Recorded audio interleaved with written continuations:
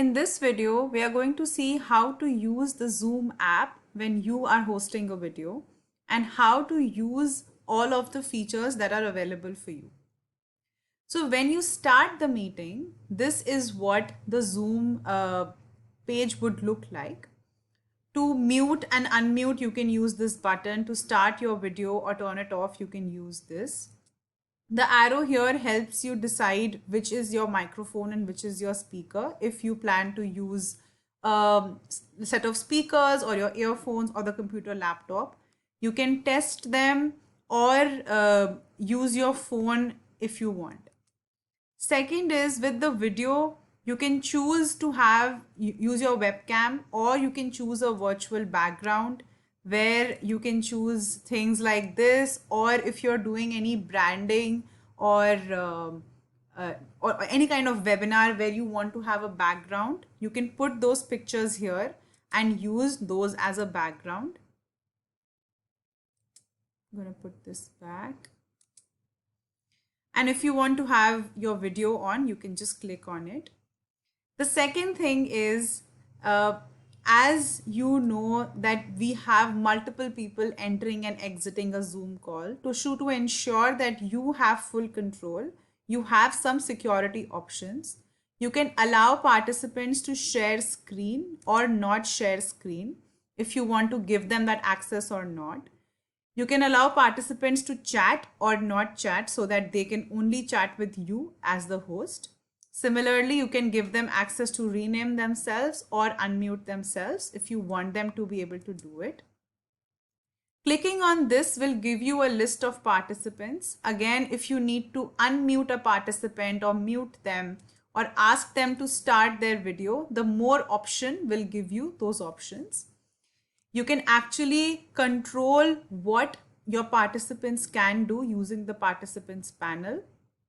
You can use this button to invite people who are already on your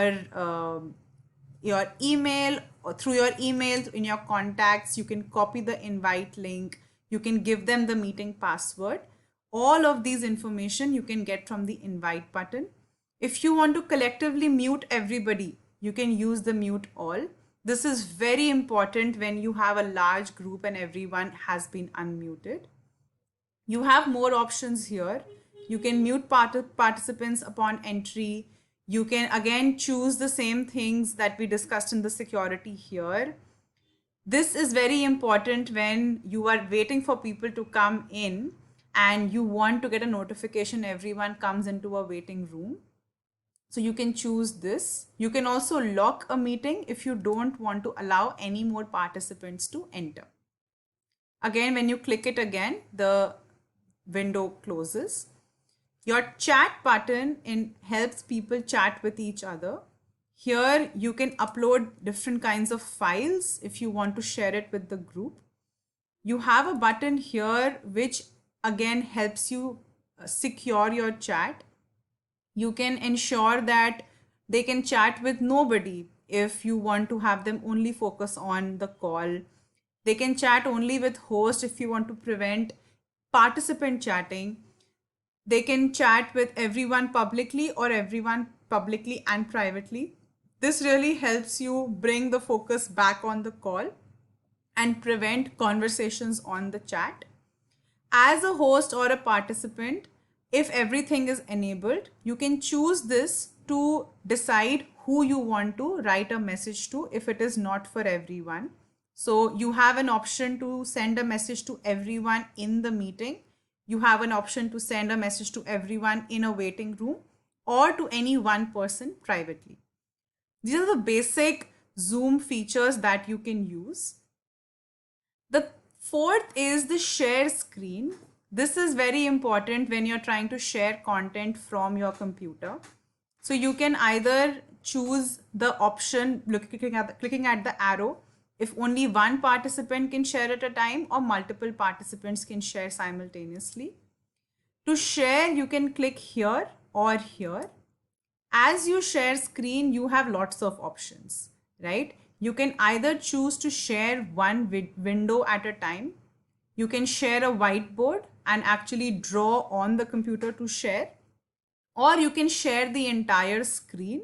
So if you have to open multiple windows during the call, this is the screen option that I would say that you choose. But if you only have to show one window, it is better to actually choose the one window that you want to show, so that your chats and your notes are not visible to the other people.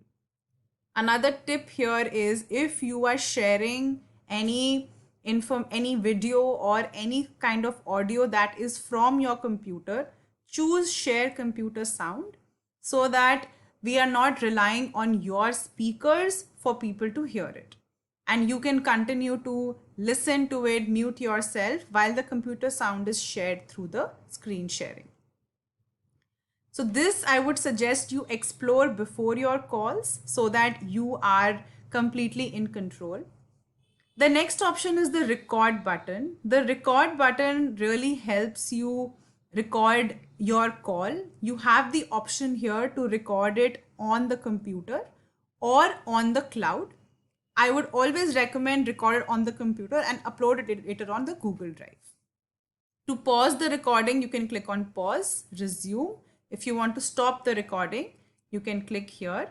It will be converted into a MP4 file after your meeting ends. The last option, which is very important when you're trying to have smaller group discussions in a large call, is breakout rooms. Here you have the option of deciding how many rooms you want to have in your call.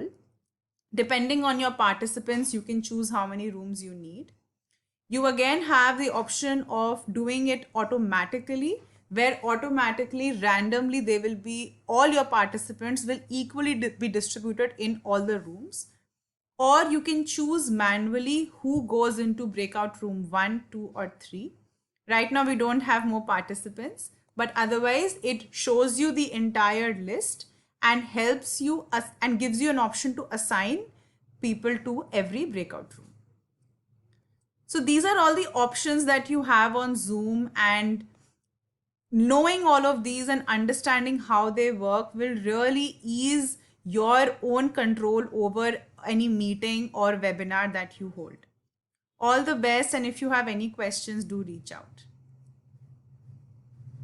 Another thing before I end this video is, when you are leaving a meeting and you want it to automatically assign someone else the host, click on leave meeting and any other co-host or any other participant will be made the host. If you want to end the meeting for everybody and you are the host, you can click on end meeting for all, and whoever is on the meeting will automatically be dropped off. All the best and thank you.